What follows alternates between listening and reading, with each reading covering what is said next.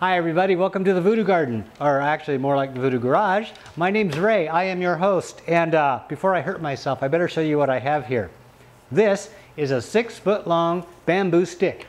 I love bamboo because it's environmentally friendly, it's renewable, and it works like a charm and does not rot under the soil. I love this. You can buy the plastic sticks. I prefer bamboo, plus they're also cheaper. I bought three bundles of 25. I got 1, 2, 3. 3 bundles. I have 75 of these sticks. And the reason I ordered so many sticks is because I'm going to be growing those 20 tomatoes this year for seed giveaway in 2013. And I need something to help support the tomatoes. Because unlike my garden tomatoes, these can't be allowed to sprawl because I just flat out do not have the room, and I don't want them all over my lawn because I'm growing these in pots on my lawn. So I want to grow them up. And the way I'm going to do that is with this and this. This, see, I balanced that on my finger. I'm like, okay, anyway, this is a 3.5 gallon pot. They call it a 5-gallon pot, but don't be fooled. This is actually only 3 gallons. There's no 5 gallons. That's just silly. Anyway, I'm going to plant each tomato in this. Yes, this will be enough room to grow a tomato. I may not get a 20-foot tall tomato in this pot, but I'm going to only grow these for the seeds. So I'm not growing for production, I'm only growing for seeds. This will allow the tomato to grow tall enough, I'd say about maybe 3.5 feet tall, get maybe a dozen tomatoes, all for seeds for the 2013 seed giveaway.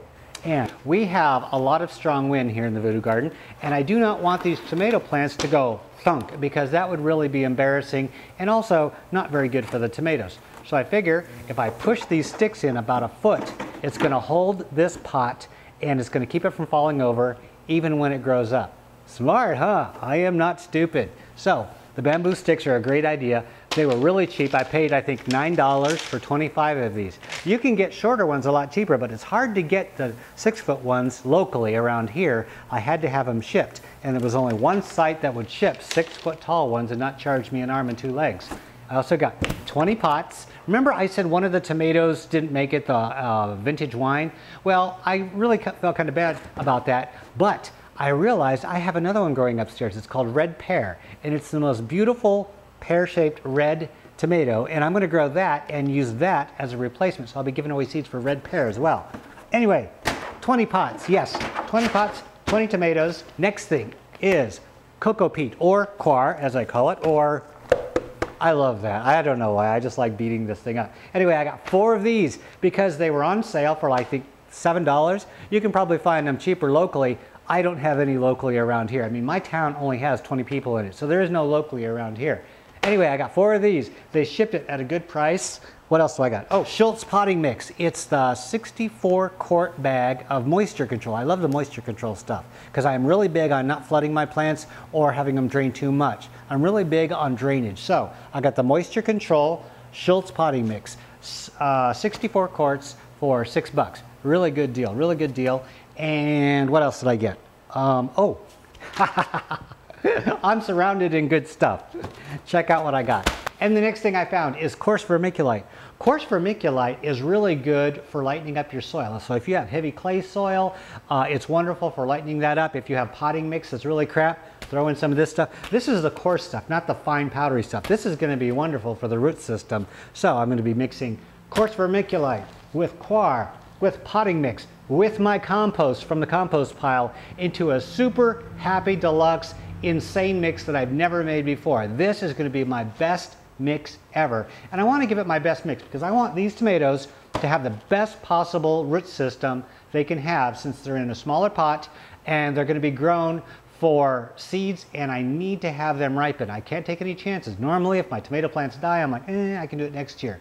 I don't have a next year. I have one shot at this and I want to make it a good shot. So I got me some vermiculite, and it's 4 cubic feet for the price of 2 cubic feet. I really got a good deal on this stuff. So I have vermiculite. I got more stuff. I got more stuff. Okay, I got string to tie up the tomatoes. Yeah, that's really interesting. I also, I am so hyper. And it's not because I had too much coffee. I did, but it's because I got all of this fun stuff online, and I'll explain to you the reasoning behind this. I got me a paper shredder. Yeah, I had to do this. I've always wanted one of these, and now I have one of these, thanks to you, by the way, and I'll explain that in a minute. I have a paper shredder, and the reason I have a paper shredder is because I'm going to start shredding newspapers that I get. Not the glossy stuff and not the stuff that has all kinds of strange ink. Just regular newspaper, mail that doesn't have any plastic, anything that can be thrown into my garden. I'm going to shred a ton of paper and cardboard without the labels and stuff. I'm going to throw it into my chicken coop. And I'm going to let my chickens poop on it, and then I'm going to compost that. So I have the carbon from all the shredded paper and the nitrogen from the chicken poop. That way I don't have to buy straw. I don't have to worry about mowing my lawn and raking up the lawn, because that's a lot of work in the middle of the summer. And let's just face it, I am just too darn lazy to rake my lawn in the heat of the day. So I have a paper shredder. That way it's just, you know, it's a guy thing. I like to beat things up. What is better to beat things up than something that shreds? So paper shredder is going to be for this. And this little thing is it's called a blender stick. And what a blender stick is, it's a plug-in thing, and it has a blade on the end, and it has 2 speeds, and you blend things with it. Instead of using a blender or food processor, this is a wonderful thing. And I can't give you any more hints than that, but I'm going to show you something in a cooking video, how to process something so insanely easy. With me, it was one of those things where I hit my head, I go, I can't believe I never thought of this before. So since I thought of it and it works for me, I want to show you on an upcoming video towards the end of summer when I harvest stuff, okay? Remember, blender stick. I got something really cool. This, if you don't know what it is, no, it's not a litter box. I don't have a cat.